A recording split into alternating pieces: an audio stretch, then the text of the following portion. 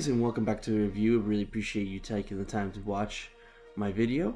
And today we're going to start the first episode of Mandalorian. Couldn't wait for this to come out.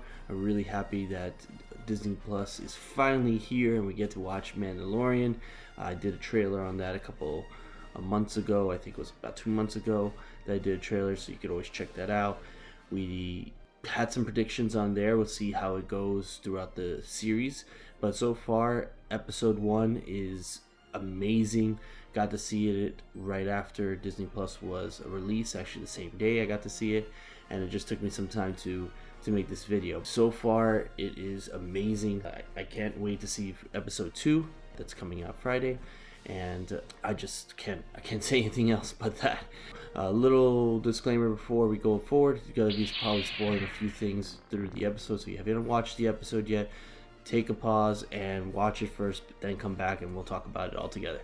And you can leave them comments below. So first thing I want to start off is I love the fact that they're doing a weekly episode. I think there was one thing that Netflix and maybe Hulu and other providers were missing, is that weekly subscription or weekly episode like you would normally watch on television. So for me, I take it to Stranger Things on Netflix.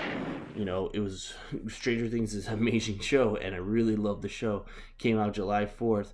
I binge watched the entire season that same day, and I waited about 2 years for that to come out. So I took the time to watch it because I really enjoy it, but then that left me right after it was done with nothing.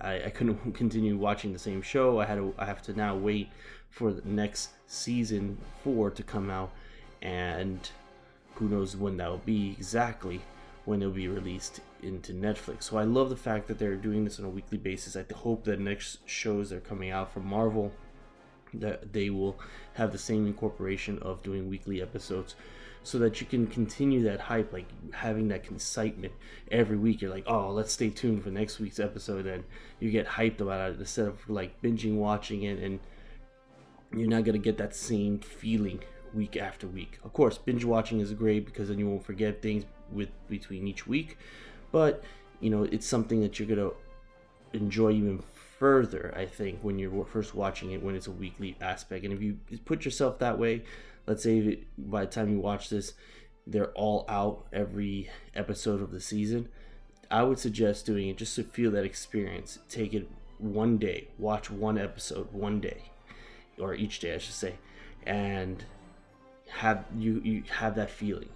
I think you're going to enjoy the show a lot more. The effects are amazing. We'll talk about it in a second, and it's going to be fantastic. So I'm really happy that they did something like that. So when we first start up the episode, you see him after a bounty. He's going to a bar, like we saw in the trailers, newer trailer that came out that talked about a bar that was somewhere in a remote planet, and you could tell that he was going for a bounty. Got into a location and got into a bar fight, which, you know, he won obviously, and he killed someone in that place. So it was really exciting to see that finally in person after watching the trailers, feeling that this is really here, the show. So I really like the fact that bounty hunting aspect of the character, which the Mandalorian has been so far in the first few scenes, were fantastic. You know, gets his bounty, he gets into his ship, which he doesn't trust droids. That's another thing. I don't remember if Boba the Fett was trusting droids either, so I'm not 100% certain, but I'd like the fact that they incorporated something that he has a certain value, like he doesn't want to do with droids. Kind of reminds me of kind of like Han Solo, who didn't really like droids either as well. So I think that's like a continuous feeling you get from the movies that got transitioned to the show. So I think that was a cool piece. And when he gets to his ship, you get to interact like newer characters that came out. It almost looks like a walrus, or a giant ass walrus, from the floor of the ice, and basically trying to take the ship. So I really like the fact that they introduced those characters, or newer animals, species, things of that sort, that you're going to be wondering what kind of monstrosity that is. So in the next scene after that, you have them go on the ship. The bounty is trying to manipulate the Mandalorian, I should say, and telling him that he's got to go to the bathroom, but he's really exploring the whole ship to see what it's all about. And you get to see what the Mandalorian has on his ship. So it's a good transition of how you get to see what the ship is all about without having the Mandalorian really showing it off. So it's kind of a cool way of how the director set that up, in a sense, to display all that information that you would wonder what he does on the ship, or how does he sleep, does he have any additional armaments, is there additional compartments, which we find that there's an additional compartment for his carbonite storage of his bounties, and he tricks him and gets him into one of those machines that makes him basically solid, and was able to transport him to the bounty hunter guild off a planet, which I thought it was really cool that they incorporated some type of bounty hunter kind of like home base, so to speak, where they could go and get newer bounties and make more money that way. So when we get to that scene where he gets to meet Carl Weathers, who is I believe his name is Griff, he's the leader of the bounty hunting guild, and is the one who assigns the bounties to each bounty hunter. So you get to see how the Mandalorian reacts to him and what he is willing to do. And it gets to a point where he feels that he needs more bounties, but the bounties is basically 5 bounties that he's displaying to the Mandalorian, which he thinks the Mandalorian is kind of a slow day because there should be more than what he has. So it gives that kind of idea that the Mandalorian there's a goal behind why he's working so hard, but you just don't know what that is all about. And you don't know what it's all about, or you don't get an idea of what it's all about until you get to the next scene, which is on the same planet, or the next few scenes, just to say, and you see the Mandalorian guild, so to speak, or the hometown, or the home office, or headquarters, I don't know what you want to call it, but you get to see a group of Mandalorians hidden, and you see the Mandalorian approach, I guess, the leader of the Mandalorians, which I thought was kind of cool, the fact that they incorporated the families of the Mandalorians. I don't know what that figure is. When you first watch that scene of the Mandalorian, there's a figure on top.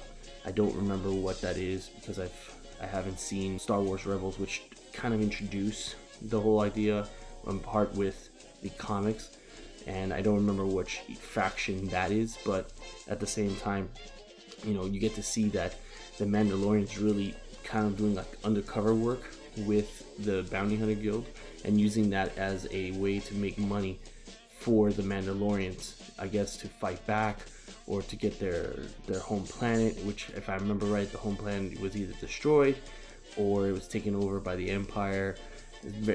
I can't remember the details. Again, I haven't watched Star Wars Rebels in a while, but I know there was something going on with the home planet that they lost it, and they needed a leader to bring the clans together, which that's a different topic in itself, but I know that's what happened. So you get to see this Mandalorian leader basically talk to him, and is able to you get to find out a little bit what he's all about. So before we get into more about the Mandalorians, before that scene with the Mandalorians, you get to see where the bounty was, or the next bounty that the Mandalorian grabbed from Carl Weathers' character. He finds out that this is the highest paid bounty, but there's no common traditions, no common way of obtaining this bounty, so to speak. And he goes to a specific location, which the location seems to have Imperial soldiers inside.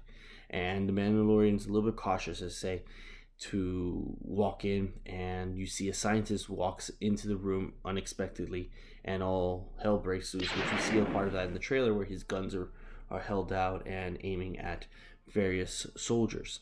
So the discussion, once that got cooled off, was about the Mandalorian taking a job and bringing a certain piece of cargo or a live species back to the Imperial Empire, which the one thing I also noticed and I forgot to mention is that the Mandalorian really doesn't care for the Empire, and to the point where when he collected his bounties, he didn't even want to collect Imperial coins because the Empire was basically disassembled almost, and he wanted to collect other type of funds. You can tell right off the bat before he meets with the Empire that he doesn't really like them, and he is, I guess, guarded, so to speak, about the information, even to the point where when he presents the funds that he would be paid, which seems like a type of ore or type of alloy that he seemed interested once he saw it, because it's rare and it's hard to find, and he wanted to collect it because there would be more of it, obviously. So he takes the bounty because of that, because of the ore that he's presented. And once he gets that, it's almost like a bar, like it's very thin, like I want to say like if you ever think of a Hershey's bar, it's basically like that. But anyway, so basically he gets this item for payment and tells him that he can either bring him alive for full price, or if it so happens the bounty hunter, as he's going for the bounty, the person or item is not able to be transported, but at least shown as proof of life that it was alive, they would get a certain cutback, but he would still get it no matter what. So kind of like a disclaimer about how the bounty is all about. You don't know what he's going to do, whether he's going to kill this person or not. So we get to see in the next few episodes, and I'll get to why I don't think that'll happen in the end. But anyways, going back to the Mandalorian Leader, the Mandalorian Leader gets this ore and melts it down as an armor for the new Mandalorian on his shoulder, so that he can protect himself. And it seems, based on the conversation, that if they get more of this, they'll be able to melt it down and provide armor to all the Mandalorians that are in this location. So it almost seems like they're forming a rebellion, but we don't know yet. So he goes to another planet to start collecting this bounty, and he runs into these certain type of animals that I would kind of call bulls, because I don't remember the technical name or the actual species of the name. And he meets an individual that basically will help him and teach him how to ride these things, because he's going to need to ride these type of bulls across long distances so he can get the bounty. And after several tries, the Mandalorian figures out how to ride one of these things, and almost seems like a horse. You know how you approach a horse, you tell them like to calm down, and you kind of speak at a low tone and things like that. And that bull started believing him, and he was able to ride this. So they go and they get to the location where they run into a new droid that we come into across, which you've probably seen in the trailers, and that's the IG-11. At least I think that's the name of it. I'm not 100% certain. This droid is a type of bounty hunter, which I thought it was really cool in a sense because he has multiple arms and he can use to fight various amounts of people, but he's still a robot and he still has to protect himself. So once they start fighting, they come to agreement, because they're not two bounty hunters after the same bounty. One gets the money, the other one doesn't. They come to that agreement and they work together to claim it. And the entire time when they're in this firefight, this guy wants to blow himself up because he doesn't think he could survive. And the Mandalorian's telling him, stop, we'll get through this, shut up, be quiet, kind of thing.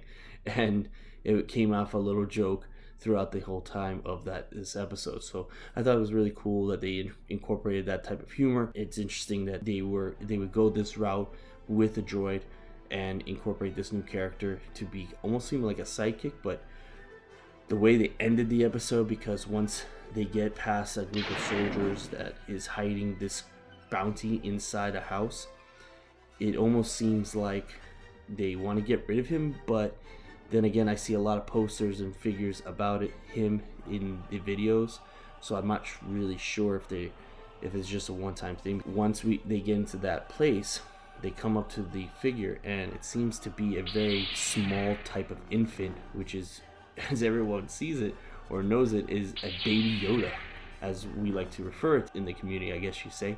And he is just there. And we know that based on the conversation with the Imperial Guard, he is about 50 years old. So a 50-year-old species looking like a baby, which I thought was kind of cool, because we know in the movies Yoda is very, very old, almost to 800 to 1,000. They don't even know the name of his race. That's how old he has been. It almost seems that Yoda's been so long that the order was established. The Jedi Order was established. So that's how old these species can be, lasting for many decades, even centuries, that they can live in the world of Star Wars. So it was interesting that this Mandalorian was to a point where he was going to collect this bounty, and this robot says, oh, we must destroy it. And before he can even destroy it, the Mandalorian saves this child by shooting the robot in the head. So that's why I said I'm not sure how they're going to incorporate this IG guy, but it'd be interesting to see if they were able to put him as a partner and continue that humor that he portrayed in the scene. So I think it's really cool that they get this, and I'm really curious what episode 2 is going to bring along, especially with the baby Yoda. You know, this is after Yoda passes in I believe it was episode 5 or 6 that Yoda passes. It's interesting that species is able to continue, which I'm just curious how the species continued, and I hope in episode 2 shows that. So that's pretty much all I got for today. Thanks very much for watching. Really appreciate you taking the time. Sorry I dragged it out a little bit longer. I'm hoping that episode 2 comes, we can talk about a little bit more about this particular character of Baby Yoda, and hopefully we'll see that he becomes either a Jedi or at least some type of figure that we're gonna love down the line. So we'll see how that goes. But anyways, thanks very much for watching. I really appreciate you taking the time. Please hit that like button, subscribe to my channel, and also always follow me on Twitter. Have a little bit more conversations on that way too. Thanks guys, have a wonderful day. Bye.